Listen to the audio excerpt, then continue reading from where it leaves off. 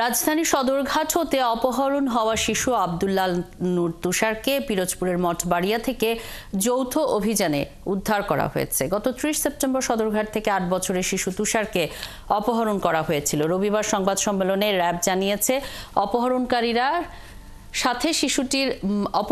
সাথে শিশুটির মায়ের মোবাইল ফোনে পরিচয় হয়। এই পরিচয়ের সূত্রে অভিযুক্ত বাদলের সাথে দেখা করতে গেলে শিশুটিকে কৌশলে অপহরণ করে ২ লাখ টাকা মুক্তিপণ দাবি করে। এদিকে শিশুর বাবা নারী ও শিশু নির্যাতন দমন আইনে মামলা করেন, পাশাপাশি সন্তানকে উদ্ধার করতে র্যাবের কাছে আবেদন করেন। এরপর যৌথ অভিযানে তুষারকে উদ্ধার করা হয়। এবং র্যাবের কোনো আব্দুল্লাহ নূর তুষারকে যে অপহরণকারী, সে নিজেকে কিন্তু বাদল হাওলাদার তার নাম, কিন্তু সে নিজেকে কিন্তু হৃদয় নামে পরিচয় করিয়ে দিয়েছেন সবার সাথে।